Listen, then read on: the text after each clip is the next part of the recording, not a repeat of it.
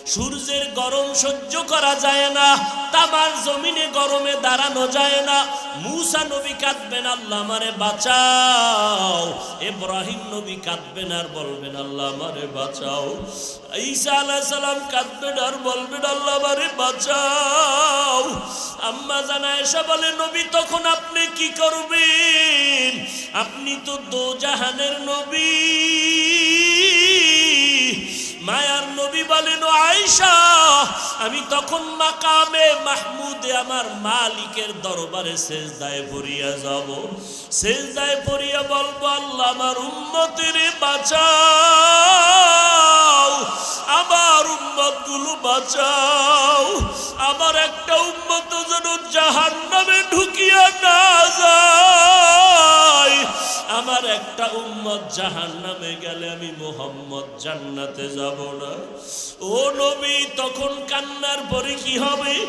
নবী বলেন, আমার আল্লাহ তখন আমাকে আদেশ দিবে, নবী আর কাঁদবেন না, মাথা উঠাইয়া দেন, আপনার উম্মতের আমি জাহান্নামে দিব না, আপনি বাঁচিয়া বাঁচিয়া জান্নাতের দিকে নিয়ে যান। আম্মা জান আয়েশা বলে, নবী কোটি কোটি কোটি মানুষের মধ্যে আপনার উম্মত গুলো কেমনে বাছাই করবেন? আমার মায়ার নবী বলে, আয়েশা আমার উম্মত যারা ওযু বানাইয়া 5 বেলার নামাজ আদায় করেছে, ওদের ওযুর অঙ্গগুলো কিয়ামতের ময়দানে নূরের আলোতে ঝলমল করতে থাকবে। আমি নবী দেখা দরিয়া দরিয়া নিয়া হাউজে কাউসারের সামনে দাঁড় করাইয়া আমি নবী নিজের হাতে কাউসারের পানি পান করাবো। ও আল্লাহর বান্দারা, ওই দিন যদি আল্লাহর নবী বলেন আমার উম্মতের আমি লাইনে দাঁড় করায় যখন কাউসারের পানি দিব, দিতে দিতে দেখবো হঠাৎ করে একটা পর্দা পড়ে গেছে মাঝখানে। আমি বলবো, ফেরেশতারা পর্দা দিলা কেন? আমার উম্মত তো এখনো লাইনে দাঁড়ানো। ফেরেশতারা বলবে, আল্লাহর নবী এই উম্মত আপনার উম্মত না। বলে কেন? বলে আপনি দুনিয়া থেকে বিদায়ের পরে এরা নামাজ পড়ে নাই, আপনার সুন্নতের জবাই করেছে। নবী বলবে, তাই যদি হয় এরগো আমার দরকার না, তোরা ভেগে যা, আমি তোদের নবী না, তোরা আমার উম্মত না। ওরে যুবক, আল্লাহ যদি ওই নবী যদি ওই কথাটা তোমার আমার কপালের দিয়ে বলিয়া ফালায়, বলো বাবা ওই দিন তোমার উপায় কি হবে, আমার উপায় কি হবে? সারা দুনিয়ার মানুষ এক জায়গায় জমা হবে, মোহব্বত বাড়বে, সারা দুনিয়ার বেঈমানেরা তাকায় দেখবে মুসলমানের সংখ্যা এক ইমামের পেছনে এক কাতারে আরাফার ময়দানে নামাজ পড়তেছে, এক কাতারে বাইতুল্লাহ তাওয়াফ করতেছে। বেঈমানেরা এগুলো দেখলেই ওদের ঘুম হারাম হয়ে যাবে। আর মুসলমানের দিলের মধ্যে সাহস বেড়ে যাবে, আমরা এত মুসলমান, আমাদের এত কেন ভয়?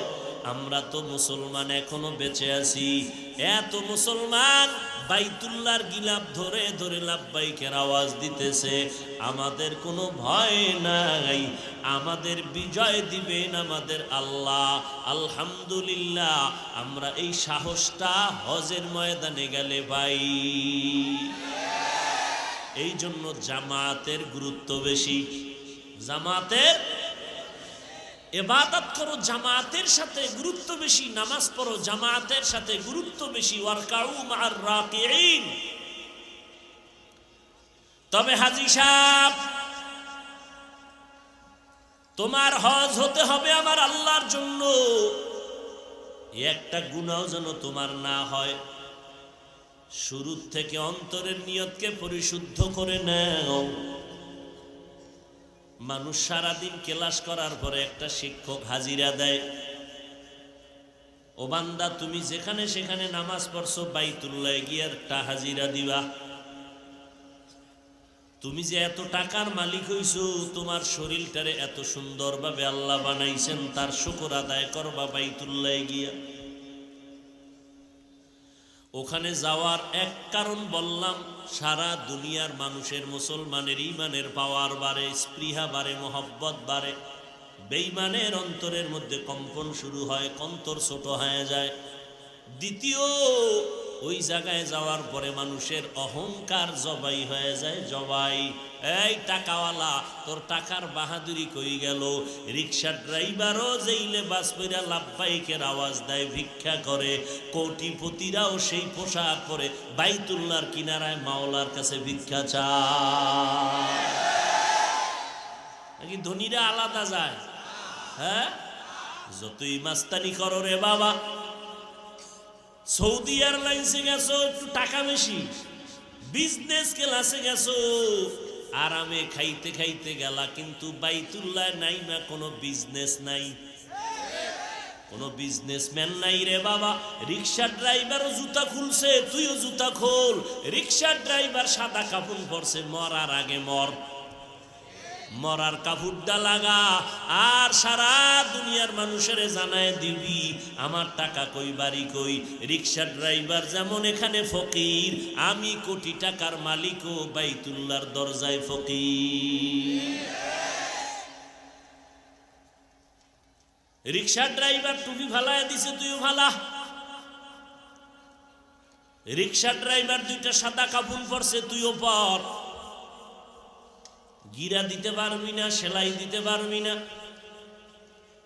আবার বোরকার মতো পুরো শরীর ঢাকতেও পারবা না। মাথা খোলা রাখবা, চেহারা খোলা রাখবা। যদি মাথা আটকায় দাও, চেহারা আটকায় দাও, হজ হবে না। সব ওখানে অহংকার দমন করে।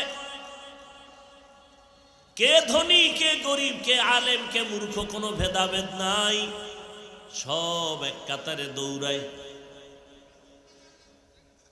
ঢাকা থেকে যারা হেরামের কাপড় পরে তাদের লাভবাহিক শুরু হয়ে গেছে, আল্লাহ আইতেছি তোমার দরবারে। ও বান্দা, ইবাদত করতে করতে করতে করতে, আল্লাহ মানুষ বানাইছেন ইবাদতের জন্য।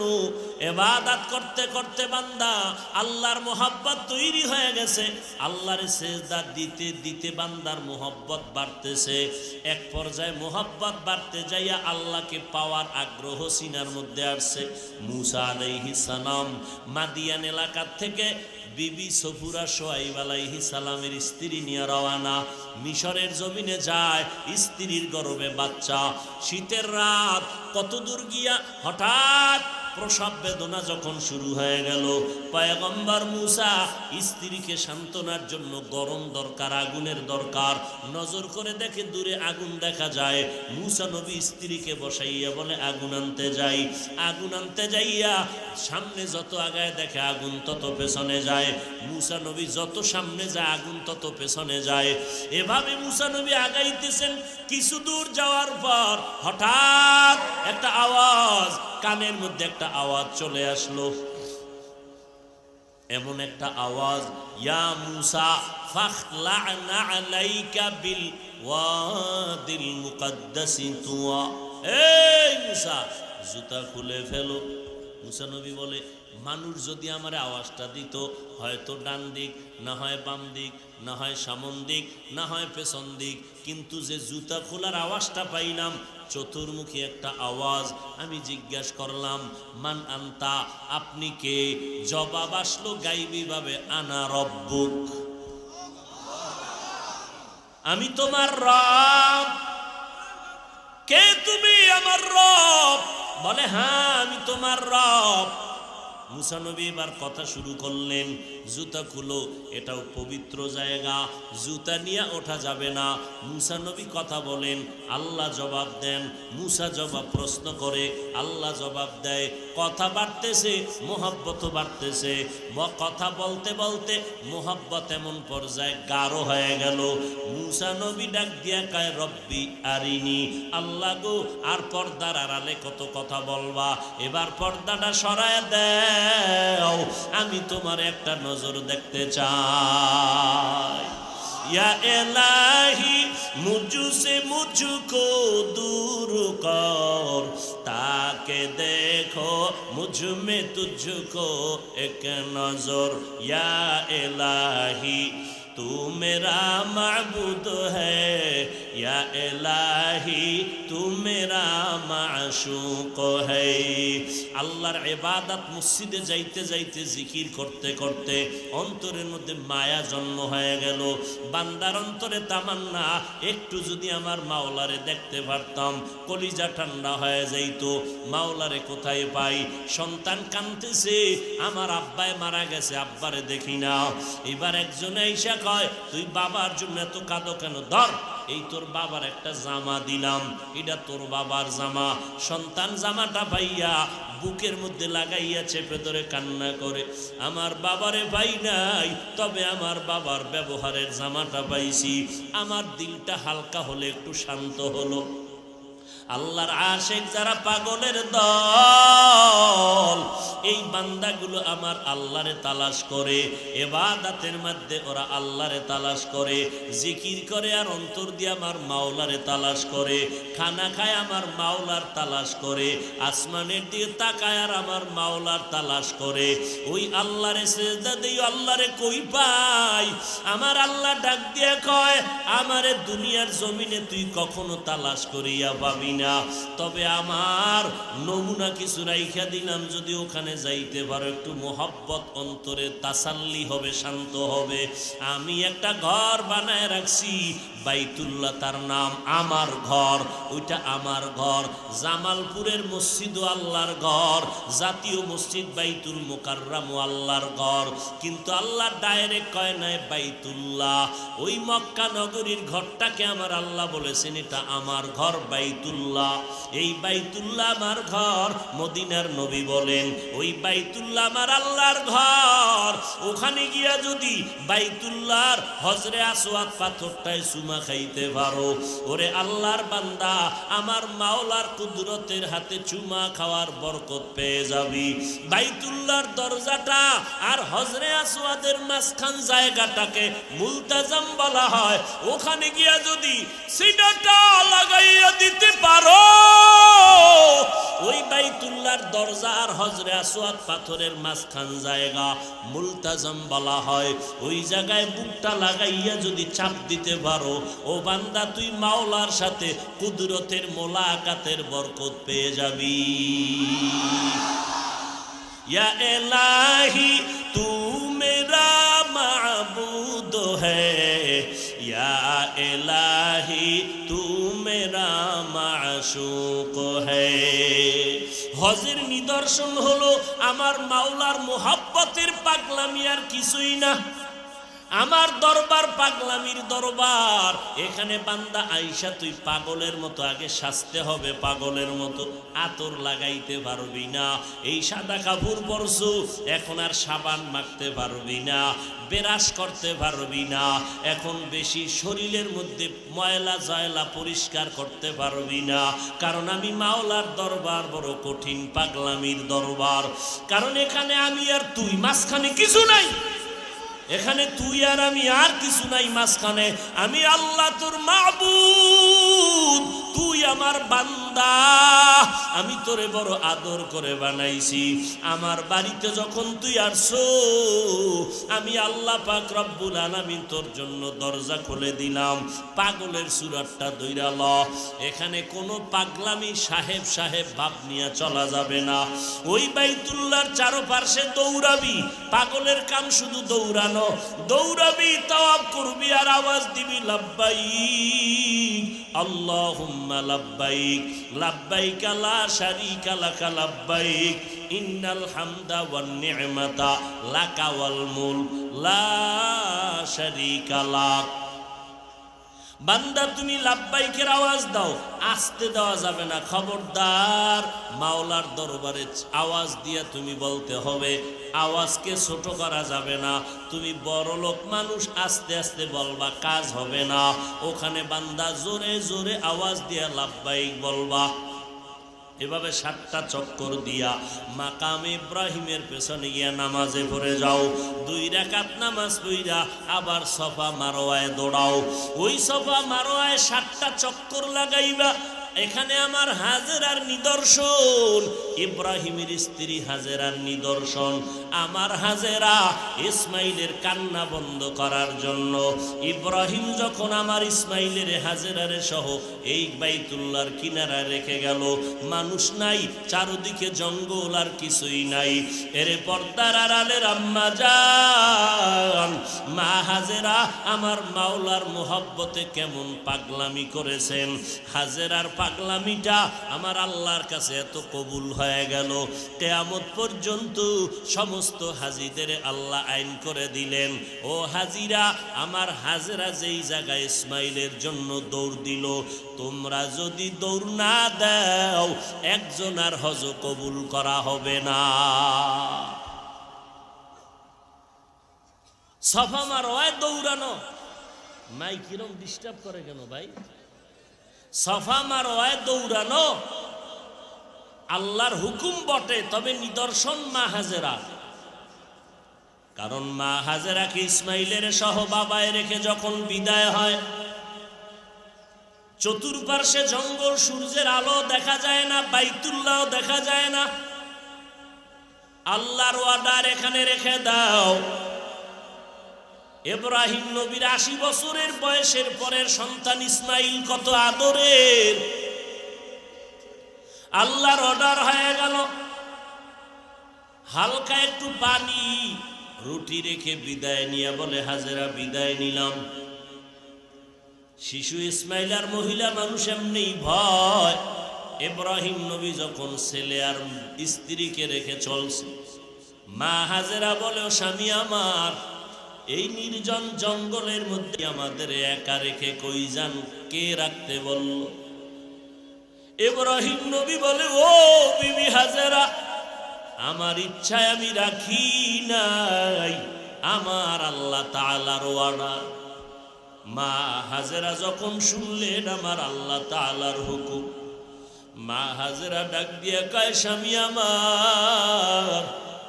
আমার আল্লাহ যদি আদেশ করে আমার কোনো অন্তরের মধ্যে দুঃখ নাই, আপনি যাইয়া আমাদের জন্য কলিজা ভরে দোয়া করবেন। আর যদি মাঝে মাঝে সময় পান, আমি হাজেরার খবর নেওয়ার কোনো দরকার হবে না রে স্বামী। ইসমাইল শিশু বাচ্চা, আমার এখানে কোনো খাদ্য নাই, পানীয় নাই, মানুষ নাই, বাড়ি নাই, ঘর নাই, কি অবস্থায় ইসমাইলের আমি রাখবো? আপনি যদি সময় পান মাঝে মাঝে এসে ইসমাইলের একটু দেখা যাইয়েন। ইব্রাহিমও কাঁদে, মা হাজেরাও চোখের পানি ছেড়ে কাঁদতেছে। ইব্রাহিম নবী আল্লাহর অর্ডার, আল্লাহর মোহাব্বত সামনে নিয়ে বান্দার সামনে আগাইয়া পাহাড়ে উঠা নিচে নামছে। নাইমা মাওলার দরবারে দোয়া করা শুরু করলো, রব্বানা ইন্নী আসকানতু মিন যুররিয়াতি বিওয়াদিন গায়রি যি যারইন ইনদা বাইতিকাল মুহাররম রব্বানা লিয়ুকিমুস সালাতা ফাজআল আফইদাতাম মিনান নাসি তাহওয়ি ইলাইহিম। ও আল্লাহ, আমার সন্তানের তোমার অর্ডারে রেখে গেলাম, মিন যুররিয়াতি বিওয়াদি গায়রি জি যারইন, একটা ওয়ানাবাদী জঙ্গলের মধ্যে আমার সন্তানের রেখে গেলাম। আমার ৮০ বছরের পরের সন্তানের প্রতি কি পরিমাণ মায়া মাওলা তুমি জানো। এখানে তোমার অর্ডার মাইনা রাখলাম, তুমি আমার সন্তানদের রিজিকের ব্যবস্থা করো, থাকার ব্যবস্থা করে দিও, খানার ব্যবস্থা করিয়া দিও। দোয়া কইরা আল্লাহর নবী এবার বিদায় হয়ে গেলেন। মা হাজেরার কাছে ইসমাইল শোয়া, জঙ্গল আর কিছুই নাই। পানি যাক ২-৩ দিন পরে পানিও শেষ হয়ে গেল, রুটিও নাই। এখন মা হাজেরা বাচ্চাটারে ক্ষুধার তৃষ্ণা মিটানোর জন্য দুধ দিয়েও দেখে বুকে দুধ নাই। ইসমাইলের কান্নার আওয়াজ, মা বাচ্চা যখন কাঁদে কলিজার মধ্যে আঘাত, মা যত কষ্টর কাজে থাক না কেন, বাচ্চার কান্না শুনলে মা একটা সেকেন্ড আর বসে থাকতে পারে না। মা দৌড়াইয়া পাগল হয়ে যায় সন্তানের কান্না থামানোর জন্য, কান্না বন্ধ করার জন্য। ইসমাইল কাঁদতেছে ক্ষুধা। এক পর্যায়ে ইতিহাসবিদরা বলে মা হাজেরা তার জিহ্বাটা ইসমাইলের মুখের মধ্যে দিছে, দেখে জিহ্বাটাও পর্যন্ত শুকায় গেল। মা হাজেরা চারদিকে তাকায়, জঙ্গল, কোনো পানি নাই। হঠাৎ সকালবেলা তাকায় দেখে একটু দূরে বোধহয় পানি পানি মনে হয়, একটা দৌড় দিছে, গিয়া মারোয়া পাহাড়ে গিয়া দেখে পানি না, সূর্যের আলো লাইগা বালুগুলো পানির মতো চিকচিক করতেছে। ওখানে দাঁড়াইয়া দেখে আবার মারোয়া পাহাড়ে পানি পানি মনে হয়, আবার একটা দৌড় দিছে, একটা দৌড় দিয়া পাহাড়ে যায়, আবার মাঝখানে এসে ইসমাইলের কাছে দাঁড়ায়। ইসমাইলের মাথায় হাত দিয়ে একটু ঠান্ডা করে, আবার পাহাড়ে দৌড়ায়। এইভাবে আমার মা হাজেরা 7টা বার চক্কর লাগাইল সাফা মারোয়ায়। আমার আল্লাহ ডাক দিয়ে কয়, রে জিবরাইল, আমি আল্লাহ সাক্ষী তোরে বানাইলাম, আমার হাজেরা যেই পরিমাণ দৌড় দিল সাফা মারোয়ায়, আমার হাজিদের জন্য কিয়ামত পর্যন্ত আমি এই দৌড়টা আমার কাছে বড় ভালো লাগছে। কিয়ামত পর্যন্ত সমস্ত হাজিদের উপরে আমি আইন করিয়া দিলাম, ও হাজিরা, আমার হাজেরা যেই জায়গায় দৌড় দিল, তোমরা যদি 7টা চক্কর না দাও, একজন আর হজ কবুল করা হবে না। ইসমাইল কাঁদতেছে, মা পাগল, কি করবে মা? এইবার দেখে কান্না করে মা হাজেরাও কাঁদতেছেন।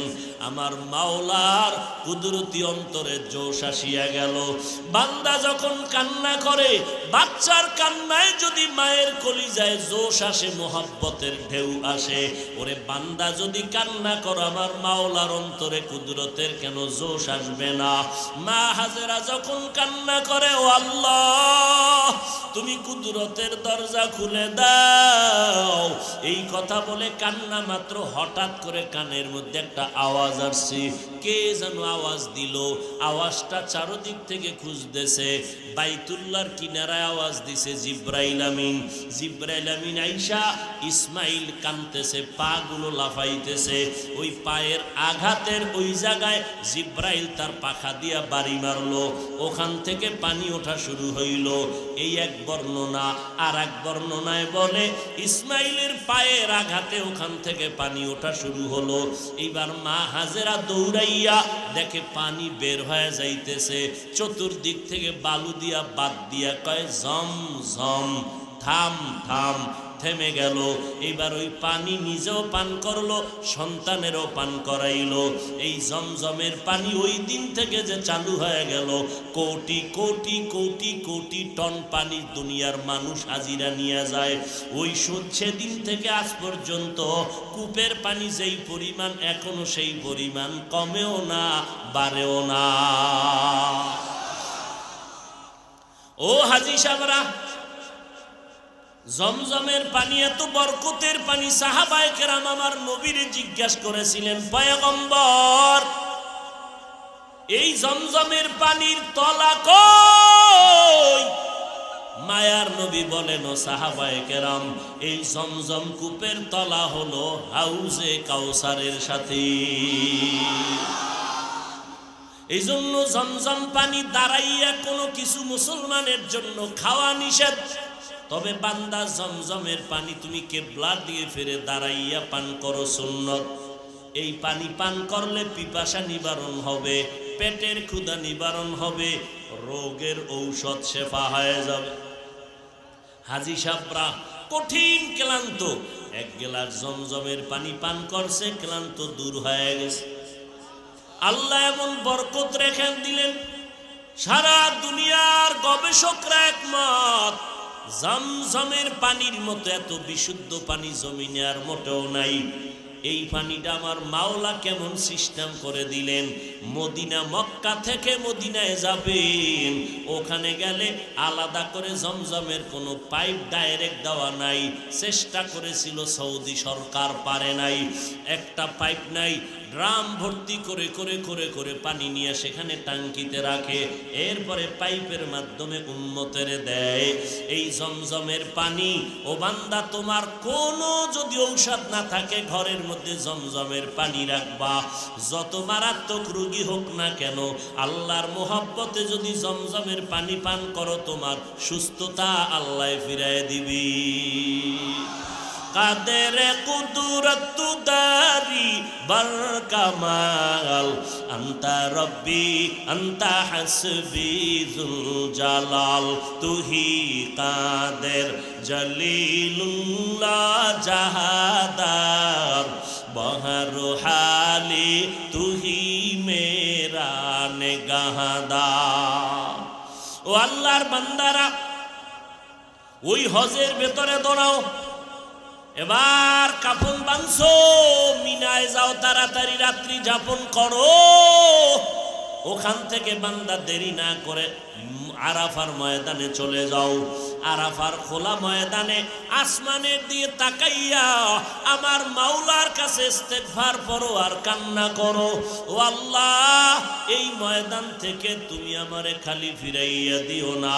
এই আরাফার ময়দানে আল্লাহর বান্দারা খোলা আকাশে সূর্য অস্ত হওয়া পর্যন্ত কান্নার আওয়াজ। এরে নবীর উম্মতের দল, ও বাইতুল্লাহর হাজিরা, ওখান থেকে আবার হাঁটো বাজে ভাবে হোক মুজদালিফায় যাইয়া রাতের বেলা পাথর টোকাও, ওখান থেকে আবার জামারাতে যাও, মিনা বাজারে যাও, ওই মিনায় গিয়া পাথর মারো, পাথর মারো, 3 দিন পাথর মারবা। পাথর মারিয়া বাইতুল্লাহ গিয়া আবার তাওয়াফ করবা, এরপরে মাথা মুন্ডাইবা, মাথার চুল ফালাইয়া হলক করবা, এরপরে কোরবানি, কোরবানি হলক টলক শেষ করিয়া এহরামের কাপড় খুলবা। মাওলার দরবারে পুরা কাজটাই হলো পাগলামির আওয়াজ। কিন্তু সাবধান, মুহাম্মদের দরবারে যখন যাবি রে হাজি, খবরদার আমার মুহাম্মদের দরবারে কোনো পাগলামি চলবে না। আমার দরবারে বহু পাগলামি করছো, এ বান্দা গোসল করো নাই, টুপি দাও নাই, জুতা পরো নাই, গেঞ্জি পরো নাই, পাগল। কিন্তু আমার মুহাম্মদের দরবারে যাবি, ওখানে পাগলামি চলবে না। এখানে তাড়াতাড়ি গোসল কইরা পরিষ্কার হ, জুতা পর, টুপি পর, এরপরে মানুষের মতো একটা সুরত দইরা আমার মদিনার রওজার যখন কাছে যাবি, জিব্বাটারে কষ্টের দিয়া বান্ধা নিবি। আমার ঘরের সামনে জোরে লাব্বাইক না বললে আমি বেজার, আর আমার বন্ধুর কাছে জোরে আওয়াজ দিবি, তোর সওয়াব কাটা। নবীরে সালাম দিবি, কোনো আওয়াজ যেন না হয়। আমার নবীর দরবার বড় আদবওয়ালা দরবার। আমার নবীর দরবারে চিৎকার করে আওয়াজ দিবি না, হারাম। আর বাইতুল্লাহ যদি আওয়াজ ছাড়া লাব্বাইক বলো, কবুল হবে না। কারণ আমার দরবার আওয়াজ হলো চিৎকারের আওয়াজ। এই জন্য বান্দা, আমার দরবার হলো পাগলামির দরবার। আমার দরবার মোহাব্বতের দরবার। আর মোহাব্বতের দরবারে যারা ডুব দেয়, মোহাব্বতের কোনো সীমানা থাকে না, মোহাব্বতের কোনো স্কেল থাকে না। মোহাব্বত মানুষের অন্ধ বানায় দেয়, মোহাব্বত মানুষের অন্ধ বানায় দেয়। এই জন্য জমিনের মধ্যে যারা আমার মাওলা পাকের পাগল, এদের চলাফেরা আর আমাদের চলাফেরা ভিন্ন রকম হয়ে যায়। হঠাৎ একটা চিৎকার দেয়, কিরে লোকটা এরকম করে কেন? মাওলার পাগল হয়ে গেছে। এখন তুমি তারে পাগল পাগল বইলা হিংসা করিও না, কারণ ওই বান্দা যেই লাইনের পাগল, তুমি ওই লাইনে না থাকলেও তুমি অন্য লাইনের পাগল, তুমিও পাগল। ওই বান্দার পাগলামিটা আসল, তোমার পাগলামি নকল। ওই গোপালগঞ্জ একটা জেলা আসেনি, গোপালগঞ্জ জেলার মধ্যে একটা থানা আছে টুঙ্গিপাড়া, আসেনি?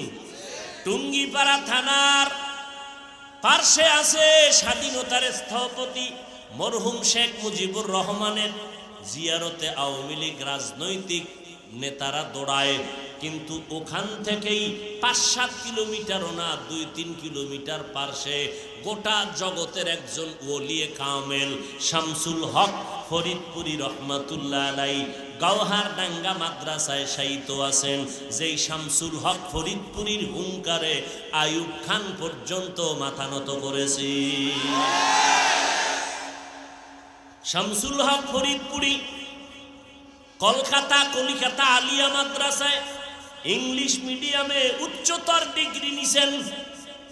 যথেষ্ট পরিমাণ জেনারেল লাইনও যথেষ্ট এলেমওয়ালা, আখিরাতের লাইনে এলেমওয়ালা। লালবাগ মাদ্রাসা, বিবারিয়া জামিয়া ইউনুসিয়া সহ মালিবাগ মাদ্রাসা, চৌধুরীপাড়া মাদ্রাসা, এরপরে ফরিদাবাদ মাদ্রাসা সহ সবগুলোর শিক্ষকতা করলেন। দীর্ঘদিন আল্লাহর বান্দা লালবাগ মাদ্রাসায় মুহাদ্দিসগিরি করলেন। ওই শামসুল হক ফরিদপুরি আধ্যাত্মিক জগতের রাহবার, তিনি এক বয়ান লিখতে গিয়ে বলেন, আল্লাহ কয়, ও দুনিয়ার মুমিনেরা, আমি শামসুল হক বললাম, ও দুনিয়ার পাগলেরা, কারণ দুনিয়াতে যত মানুষ হলো সব পাগল, এমন একটা মানুষ জমিনে নাই যেই মানুষটা পাগল না। কেউ ক্ষমতার পাগল, কেউ চাকরির পাগল, কেউ নারীর পাগল, কেউ গাড়ির পাগল, কেউ সৌন্দর্যের পাগল, কেউ সম্পদের পাগল, আর একদল মানুষ হলো আল্লাহর পাগল। যেই লোকটা ক্ষমতার পাগল, ও নামাজে দাঁড়াইয়াও খালি চিন্তা চেয়ার আসে না গেছে। যেই লোকটা বাড়ির পাগল, 24 ঘন্টা ঘুমের ভিতর বাড়ি বাড়ি হয়ে চিৎকার দেয়। যেই লোকটা নারীর পাগল, ও নারী নিয়ে গবেষণা, ফিকির জিকির, নারী নারী নারী নারী নারী। ওরে নারীর পাগল যদি নারী নারী জিকির করে, বাড়ির পাগল যদি 24 ঘন্টা বাড়ির জিকির করে, ওরে যারা আমার আল্লাহর পাগল, এরা কেন আল্লাহ আল্লাহ জিকির করবে না? अल्लाह अल्लाह क्या मुबारक नाम है, अल्लाह अल्लाह आशिकू का काम है। এরে আল্লাহর বান্দারা, অতএব টাকার পাগল তুমি, গাড়ির পাগল, কেউ নারীর পাগল, কেউ ক্ষমতার পাগল, কেউ টাকার পাগল। ও বাবা, আর একদল আল্লাহর পাগল। এখন তুমি চিন্তা করো কোন দিকের পাগল হইলে তোমার লাভ বেশি। চিন্তা করো ও নবীর উম্মতেরা, বাড়ি বাড়ি পাগলামি করতে গিয়া বহু পাগল বাড়ি সাইরা খালি হাতে কবরে গেল। গাড়ির পাগলেরা গাড়ি সাইরা কবরে গেল, সাথে নিয়ে যাইতে পারলো না। ও আল্লাহর বান্দারা, নারীর পাগল নারী নারী করে করে খালি চলে গেল। এর সাথে নারী যায় নাই, বাড়ি যায় নাই, গাড়ি যায় নাই, বরং নিজের আপন জনেরা গেঞ্জিটা বেলেট দিয়া কেটে রাইখা দিল। আর যারা আমার মাওলার পাগল, যারা মদিনার পাগল, এদেরকে তাকাইয়া দেখো, কবরে যাওয়ার পর এরা আল্লাহরে পাবে, মদিনার নবীরেও পাবে। প্রশ্ন 3টা করবে, তুমি কোন দলের নেতা জানার দরকার নাই, তুমি কি পরিমাণ টাকার মালিক জানার দরকার নাই, তুমি হিন্দু না বৌদ্ধ না মুসলমান, হুজুর না হুজুর না, শ্রোতা না বক্তা, ডাক্তার না রোগী, কোনো ভেদাভেদ নাই। সবার বেলায় প্রশ্ন হবে 3টা, রবের পরিচয় দাও, ধর্মের পরিচয় দাও, রাহমাতুল লিল আলামিনের পরিচয় দাও। এই 3টা প্রশ্নের জবাব যারা দিতে পারবে তাদের জন্য কবর হবে রওজাতুম মির রিয়াজিল জান্নাহ। আর যারা জবাব দিতে পারবে না তাদের জন্য কবর হবে হুফরাতুম মিন হুফারিন নার। ও যুবকেরা, ও বৃদ্ধ বাবাজিরা, ও পর্দার আড়ালের আম্মা জানেরা, দুনিয়াটা কিছুই না রে মা। আল্লাহর মুহাব্বত নিয়ে চলো। আমার আল্লাহর কোরআন এখনো আছে রে যুবক। তুমি স্কুলে পড়ো, কলেজে পড়ো, বাধা নাই। তুমি ডাক্তার হও, ইঞ্জিনিয়ার হও, বাধা নাই। তুমি চাকরি করো, তুমি ব্যবসা করো, আলহামদুলিল্লাহ। আমার মতো হুজুর হওয়ার তোমার কোনো প্রয়োজন নাই। তুমি স্কুলে পড়িয়া ডাক্তার হও, ইঞ্জিনিয়ার হও, চেয়ারম্যান, মেম্বার, এমপি, মন্ত্রী হও, তাতে কোনো আমাদের বাধা নাই। তবে অনুরোধ একটাই বাবা, মরার আগে আমার আল্লাহরে নিয়ে কবরে যাও। মদিনার সুন্নত নিয়ে কবরে যাও, কারণ দুনিয়া কিছুই না। স্কুলে পড়িয়া মাওলারে ভুলিও না রে বাবা। তোমার মতো কত যুবক স্কুল কলেজে পড়িয়াও এক বেলার নামাজ ছাড়ে না, আছে না নাই? তুমি পারো না কেন রে বাবা? তোমার মতো যুবক রাস্তায় গাড়ি চালায়, ড্রাইভার, আজান হয়ে গেল গাড়ি বন্ধ করে নামাজে গেল। বলো বাবা, তুমি তো মুসলমান, তুমি আল্লাহ মানো, কোরআন মানো, নবী মানো, হাদিস মানো, জান্নাত মানো, জাহান্নাম মানো। আমগো হুজুরদের যদি অবিশ্বাস করো ঠিক আছে, 1 মিনিটের জন্য মেনে নিলাম।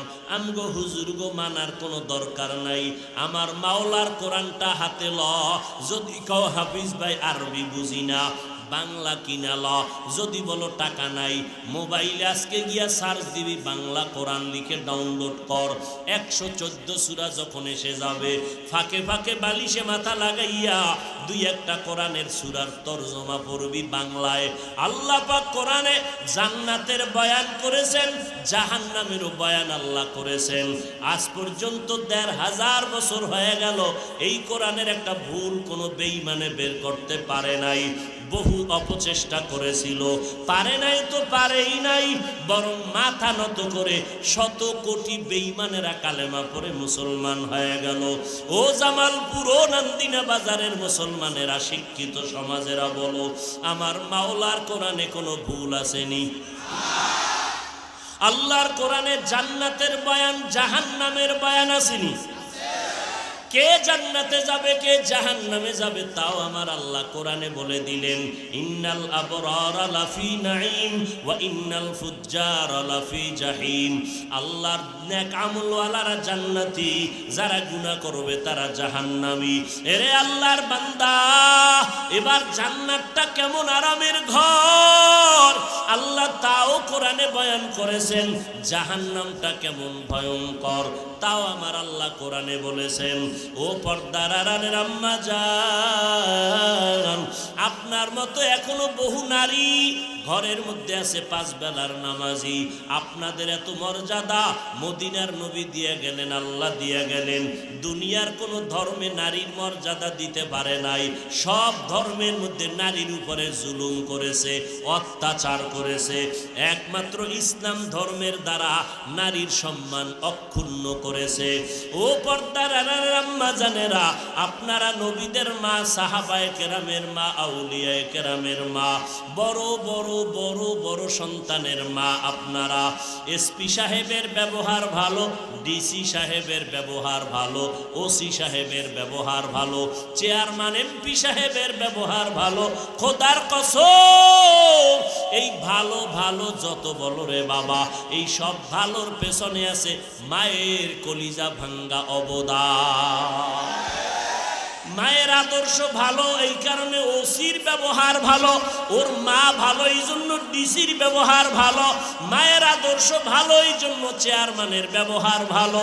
এরে পর্দার আড়ালের আম্মা জান, আপনাদের ভালোর কারণে সন্তান ভালো, আপনাদের চরিত্র খারাপ হওয়ার কারণে সন্তান খারাপ। ও যুবকেরা, ওই মা বাবার দোয়া ছাড়া আগাইতে পারবা না। ও পর্দার আড়ালের আম্মা জানেরা, সন্তানটাকে ডাক্তার বানান আলহামদুলিল্লাহ, সন্তানটাকে ইঞ্জিনিয়ার বানাইয়েন আলহামদুলিল্লাহ। দোয়া করে গেলাম সন্তানটারে প্রফেসর বানাবেন আলহামদুলিল্লাহ। তবে অনুরোধ, আপনার সন্তানটাকে বেয়াদব বানাবেন না। আপনার সন্তানের ব্যবহারে যেন কখনো আলেমরা কষ্ট না পায়। আপনার সন্তানের ব্যবহারে এলাকার মানুষ, মুরব্বীরা যেন কখনো কষ্ট না পায়। আপনার সন্তানের আচরণের কারণে ওর সমবয়সী যুবকেরা যেন দুশ্চরিত্রবান হইয়া না যায়।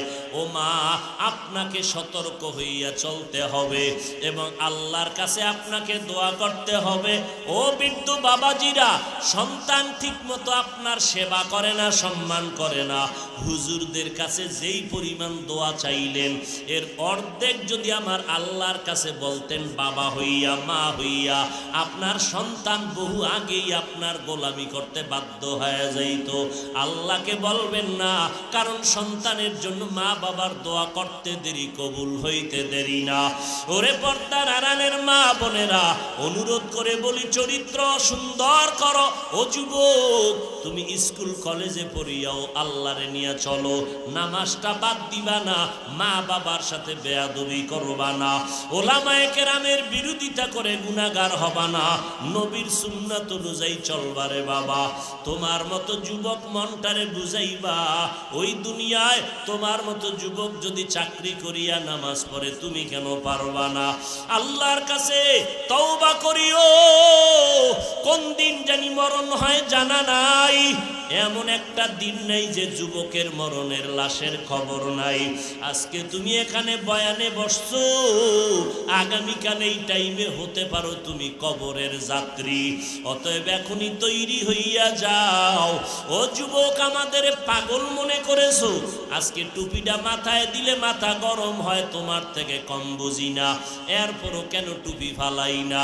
দাড়িটা রাখার কারণে যৌবনের ভাব চলে যায়, বুঝার পরেও কেন দাড়ি ফালাই না? লম্বা জামা গায়ে দেওয়ার কারণে শরীর গরম লাগে, তারপরও কেন ফালাই না? একমাত্র কারণ আমার মাওলার কালাম সত্য, আমার মায়ার নবীর বাণীও সত্য। কারণ আমার মায়ার নবী এমন সত্যবাদী, 63 বছর হায়াতে একটা মিথ্যা কথা নবী বলেন নাই। ওই নবীর কথা, ওই কোরআনের কথা, একটা কথাও মিথ্যা নাই রে বাবা। ওই কবরে যাওয়ার পরে যদি গুনাহ নিয়া যায়, আমি যত বড় বক্তা হই না কেন, যদি গুনাহগার হইয়া কবরে যাই, আল্লাহর ফেরেশতারা 3টা প্রশ্নের জবাব যখন করবে, গুনাহগারের একটা জবাব দিতে পারবে না। যারা নেক আমল নিয়া আল্লাহর মোহাব্বত নিয়ে কবরে যাবে, তারা জবাব দিবে রব্বি আল্লাহ দীনি আল ইসলাম, আমার রব আমার আল্লাহ, আমার ধর্ম আমার ইসলাম। নবীরে দেখায় বলবে চিননি। নবীর যারা সুন্নতের আমলওয়ালা আশিক, দেখা মাত্র সাথে সাথে চিনে ফেলবে। নবীজি বলেন, আমার আল্লাহ সাথে সাথে আওয়াজ দিবেন, গাইবি আওয়াজ, ও ফেরেশতা, আমার বান্দার জন্য কবরে বেহেশতের বিছানা দাও, জান্নাতের সাথে রাস্তা বানায় দাও। আল্লাহ না করুন, নবী বলেন, যারা তওবা না করিয়া গুনাহগার হইয়া বেনামাজি হয়ে কবরে যাবে, একটা প্রশ্নের জবাবও তারা দিতে পারবে না। আমার আল্লাহ সাথে সাথে আওয়াজ দিবেন, ও কবরের ফেরেশতা, এই নাফরমান গুনাহগার বেনামাজির আর কোনো প্রশ্ন করিও না, কবরের ভেতরে জাহান্নামের বিছানাটা দিয়া দাও, আগুনের বিছানা দাও, জাহান্নামের সাথে রাস্তা বানায় দাও।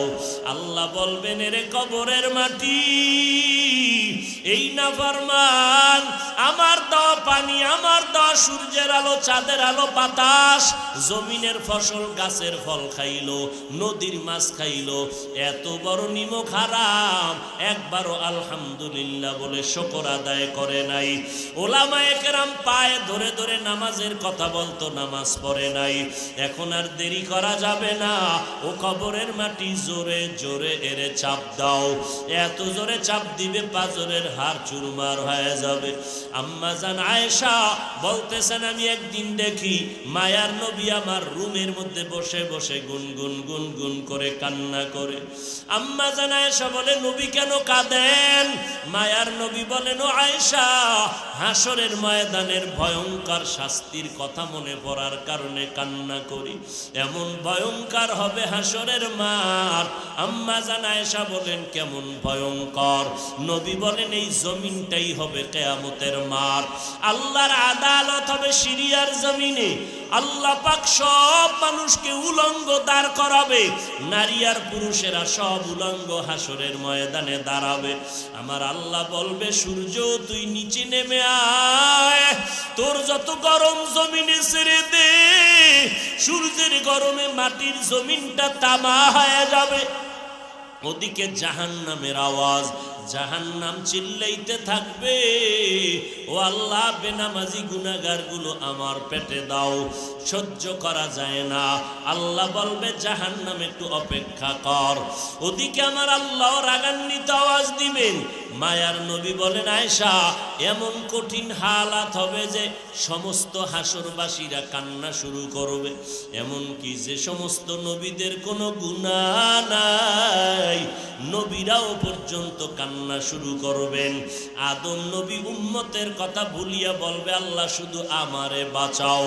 সূর্যের গরম সহ্য করা যায় না, তামার জমিনে গরমে দাঁড়ানো যায় না। মূসা নবী কাঁদবেন, আল্লাহ আমারে বাঁচাও। ইব্রাহিম নবী কাঁদবেন আর বলবেন, আল্লাহ আমারে বাঁচাও। ঈসা আলাইহিস সালাম কাঁদবেন আর বলবেন, আল্লাহ আমারে বাঁচাও। আম্মা জান আয়েশা বলে, নবী তখন আপনি কি করবেন? আপনি তো দোজাহানের নবী। মায়ার নবী বলেন, আয়েশা আমি তখন মাকামে মাহমুদে আমার মালিকের দরবারে সেজদায় পড়িয়া যাব। সেজদায় পড়িয়া বলবো, আল্লাহ আমার উম্মতের বাঁচাও, আমার উম্মতগুলো বাঁচাও। আমার একটা উম্মত যেন জাহান্নামে ঢুকিয়া না যায়। আমার একটা উম্মত জাহান্নামে গেলে আমি মুহাম্মদ জান্নাতে যাব না। ও নবী তখন কান্নার পরে কি হবে? নবী বলেন, আমার আল্লাহ তখন আমাকে আদেশ দিবে, নবী আর কাঁদবেন না, মাথা উঠাইয়া দেন, আপনার উম্মতের আমি জাহান্নামে দিব না, আপনি বাঁচিয়া বাঁচিয়া জান্নাতের দিকে নিয়ে যান। আম্মা জান আয়েশা বলে, নবী কোটি কোটি কোটি মানুষের মধ্যে আপনার উম্মতগুলো কেমনে বাছাই করবেন? আমার মায়ার নবী বলে, আয়েশা আমার উম্মত যারা ওযু বানাইয়া 5 বেলার নামাজ আদায় করেছে, ওদের ওযুর অঙ্গগুলো কিয়ামতের ময়দানে নূরের আলোতে ঝলমল করতে থাকবে।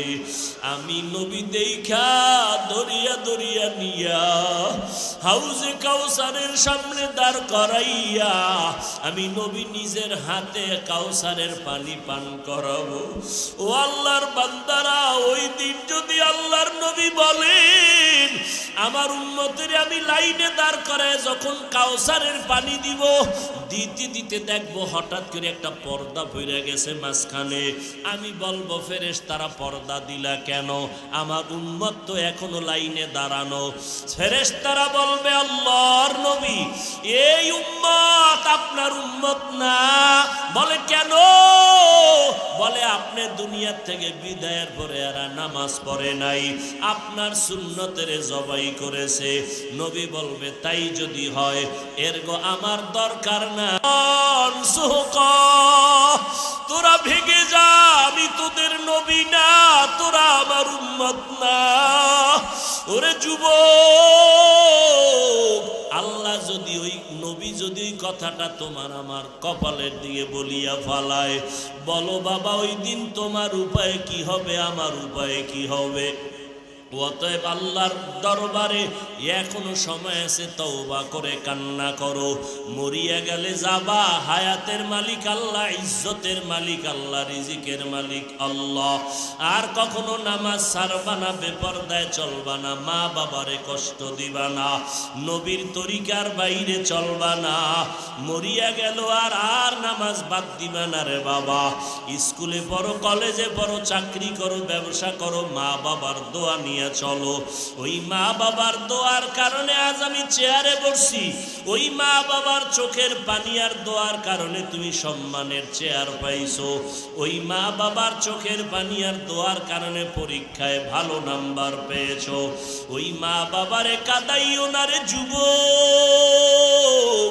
ওই মা বাবারে যদি কেউ হারাইয়া কবরে রাখো, 2 ফোঁটা চোখের পানি ছেড়ে কান্না করো। আল্লাহর দরবারে দোয়া করো, মা বাবার জন্য দোয়া করো, যারা বেঁচে আছে তাদের কাছে গিয়া দোয়া নাও, আর বলো মা তুমি আমার মাথায় হাত বুলাইয়া দাও, আমি আর অন্যায় করব না, নামাজ ছাড়ব না, বেপরদায় চলব না, মা বাবা তোমাদের কষ্ট দিব না, ওলামায়ে কেরামের পরামর্শ নিয়ে সামনে আগাবো। তওবা করার যদি নিয়ত হয়, খাঁটি তওবার নিয়তে দুটো হাত আল্লাহকে দেখায় দাও। আয় আল্লাহ আমাদের হাতগুলো কবুল করে নেন, তওবা কবুল করে নেন, তওবার উপরে মজবুত হইয়া চলার মতো তৌফিক দান করেন। সবাই বলুন আল্লাহুম্মা আমিন। আল্লাহর কাছে অন্তর দিয়া দোয়া করি, আল্লাহ এ মাহফিল কবুল করেন, বলেন আমিন। আলহামদুলিল্লাহি রাব্বিল আলামিন, ওয়াসসালাতু ওয়াসসালামু